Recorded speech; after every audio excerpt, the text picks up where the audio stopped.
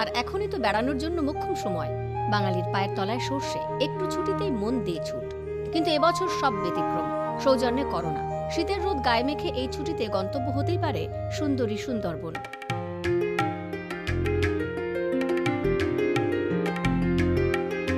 Corona আবহে লকডাউনের সমস্যায় সুন্দরবনবাসীরা। পর্যটন ব্যবসা লাটে উঠেছে দক্ষিণ সুন্দরবনের একাধিক জায়গায়। ঘূর্ণিঝড় বুলবুল, আমফান এবং করোনার কোপে বিপর্যস্ত সুন্দরবনের পর্যটন ব্যবসার সঙ্গে যুক্ত একাধিক ব্যবসায়ী।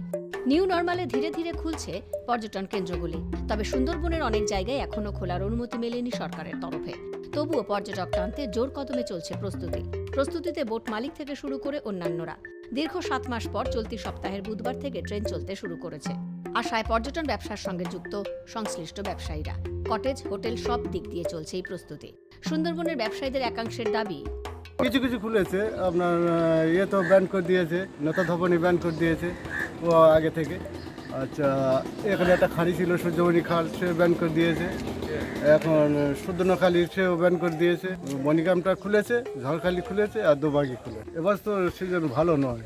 আগে যেসব বড় বোটগুলো আমাদের এখানে ছিল সেগুলো হয়তো 22 জনের ক্যাপাসিটি ছিল, এখন 12 জন করেছে। যে ভাড়া ছিল সেই ভাড়াগুলো ডবল করে দিয়েছে। আগে ছিল যেমন আমার 3 দিনই যে প্যাকেজগুলো ছিল হয়তো 18,000 বা 15,000, যেরকম বোট ক্যাপাসিটি অনুযায়ী ছিল, এখন তার ডবল করে দিয়েছে।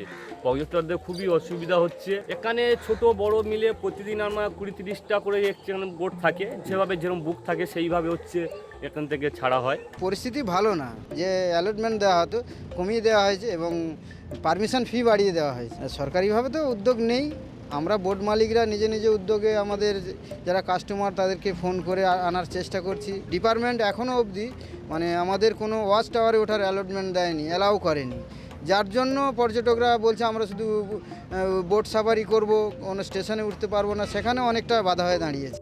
দক্ষিণ 24 পরগনার কৈখালী, রায়দিঘি, গদখালি থেকেও সুন্দরবন ভ্রমণের রূপ ধীরে ধীরে বদলাচ্ছে পাথর প্রতিমা, জি প্লট, কে প্লট, এল প্লটের বিচ্ছিন্ন দ্বীপ। এছাড়া রয়েছে বনি ক্যাম্প, কলস, চুলকাটি, বাঘের চরের মতো এলাকার দ্বীপগুলি। জঙ্গল পাড়ে দেখা মিলবে কুমির, হরিণ, বন্য শূকর, বিভিন্ন প্রজাতির পাখি। আর কপাল ভালো থাকলে মিলবে দক্ষিণ রায়ের দেখা।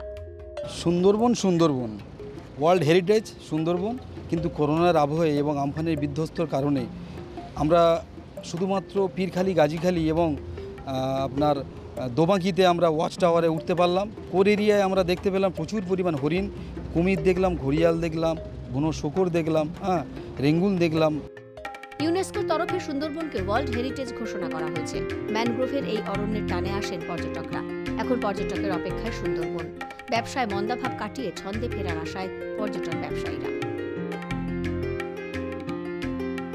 প্রাকৃতিক দুর্যোগ এবং যে জলে কুমির এবং ডাঙায় বাঘ সব মিলিয়ে একাকার, এবং সুন্দরবন যে ব্যবসায়ীরা রয়েছে তাদের যে অর্থনৈতিক সমস্যা কতটা দূর করতে পারবে এই বছরের 25শে ডিসেম্বর ঠিক শীত আবহে, সেটা কিন্তু বড় প্রশ্নচিহ্ন দেখা দিয়েছে।